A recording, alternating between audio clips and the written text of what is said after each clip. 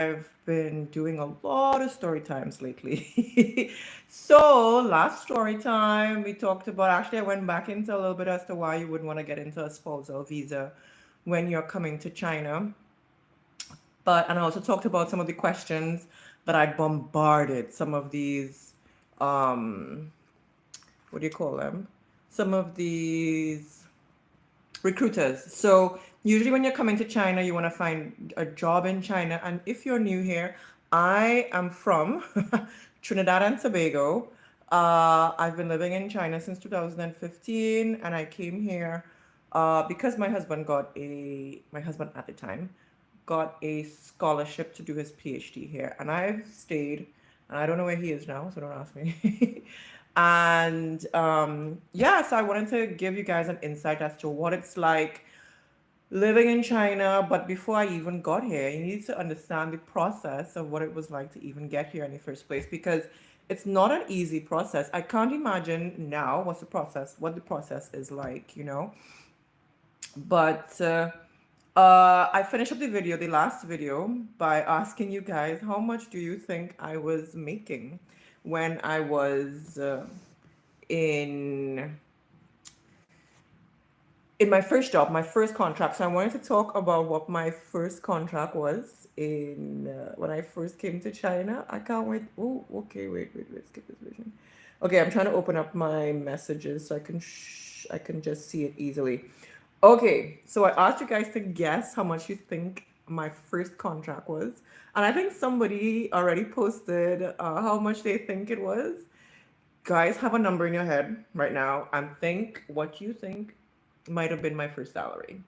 Now, currently I work in an international school, uh, and it's a legit international school. There was a point in time when some schools will call themselves an international school, but they're not an international school, not legit at least. But now I'm in a legit international school, which is quite nice. I actually prefer the environment of an international school. Sorry guys, it's hot. It's hot here. But I wanted to talk about what my first contract looked like. So I'll tell you guys all that was in this contract, and then I would tell you what my first salary was. So it was at a public school. When I was looking through the forums and stuff, people were talking about don't work for a training center. Now in China, training centers are not they're not supposed to have them now. A lot of them were shut down, so a lot of teachers who were in training centers had transitioned out. But I told you all, I was like a hawkeye in these forums, trying to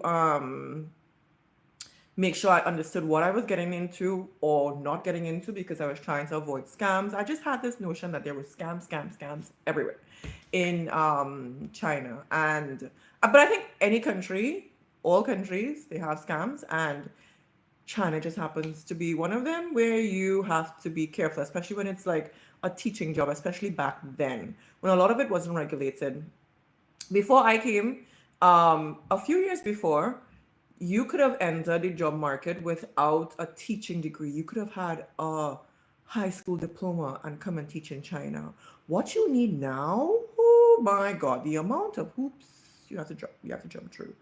You have to have your teaching license or teaching certification from, so mine is from the US.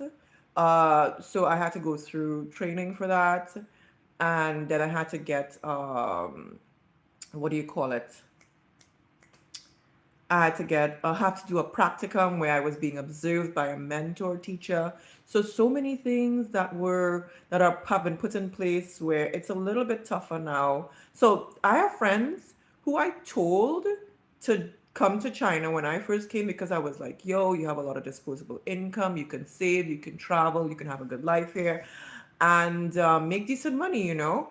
And they were like, okay, cool, that sounds good. Fast forward a couple, like within the last couple years or so, especially because of the panorama, a lot of, excuse me, A lot of my friends have been reaching out and they're like, oh, I want to get in now. And the process is a little bit tougher now. You have to have a lot more credentials in order to get in.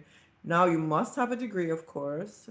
You must, it's a lot. So it's not impossible, but there are a few more steps you have to do to get into China. So let me talk about the first job that I had. It was at a public school. When I was reading the forums, it seems like a public school it was not so bad. My contract was from September 1st because remember I started late, but most schools at that point in time they started the beginning of September. Um, and my contract went until June 30th. So about 9 to 10 months, most schools will give you that contract.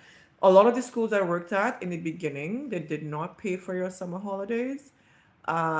International schools do, right? But so this was a middle school that I had gotten this job for, and it was in Hubei province. Now, Hubei is where famous Wuhan is. So I lived just an hour and a half away by slow train from Wuhan. So I would always go, well, I try to always go to see my husband well, my ex-husband now, who was in Wuhan, and I told him I wanted to come see him quite often. He requested otherwise, so I wouldn't go that often. After a while, I just started making friends in my city, and anyway, so the school was a middle school that I was teaching at. My position was an English teacher. Students were ranging from an age of 12 to 15. I didn't have to do what I loved about this job, I didn't have to do any prep, really and truly. It was 22 teaching hours in 1 week. I didn't have to be in office all the time, which was quite good. And it would also explain why my salary was the way it was. But I worked 22 hours. So I taught 11 classes in English. I taught them speaking, listening. Class was huge. It was like 50 kids. Oh, to this day, it was exhausting. But I saw each class 2 times per week. So in total, I would have seen them 22 so I would have had 22 classes, and I didn't have to be in office. I would just wake up. Literally, the school was here and my apartment was literally on the compound. So I would wake up, take a shower, brush my teeth, and then go to teach class and go back to bed. That's what I would do. And I was like, you sure you don't want me to do office hours? They're like, no, you don't need to be here. Because it's true, I didn't really need to be anything. I was the only foreign teacher there. They never let me talk to the previous foreign teacher. And I always think of that as a red flag when schools don't let you talk to the previous teachers. Just letting you guys know, giving you a heads up. And so 22 teaching hours, no office hours. So when I didn't have to teach, I could be at home, I could be talking to family, I could be off to go get my groceries, whatever it is. So I just have to be there to teach my classes and then I can go about my business. The accommodation was provided free of charge. They covered the electricity bill, the heating bill, whatever. I didn't have to pay for that, which was quite cool. And then I think that's what happened. Oh no, what did they? No. Yeah, I didn't pay for electricity. They gave me a food allowance, which was like 30 USD per month. And food was quite cheap. So I don't remember eating at the school cafeteria. I don't recall doing that.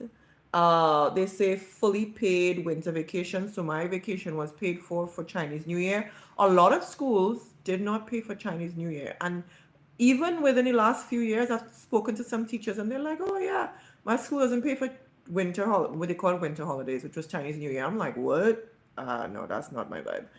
So when Chinese New Year was paid for, that's usually 3 weeks to 4 weeks, depending on the school. Some schools have 6 weeks, some have 2 weeks. It depends on your school.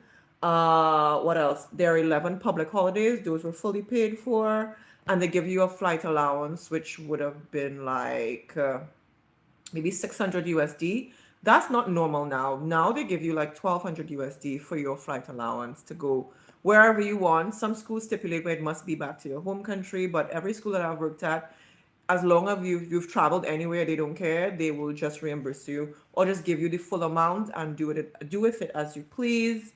This one said they will give me a working visa. Of course, they have to. What else? Offer a work permit, invitation letter, residence permit, everything free of charge. So apparently, some schools actually were charging for this. Now, this is my very first contract, so I didn't even know what I was getting into. But what you guys came for was how much I made. My first contract, guys, it was 1,000 US, 1,000 USD per month. That was my first contract in China. I was grateful because I wasn't getting offers otherwise, so I was quite grateful for it. Would I suggest anyone come for something so low now? No, I do not suggest it because China is more expensive. Cost of living has gone up, and there are a lot more things you have to consider. So I wouldn't suggest it. However, I tell people, whatever contract you get in the beginning, just get in the system, and after that, you can figure out where you want to go. So I'll tell you guys what happened next after I've wrapped up that contract. Okay, bye.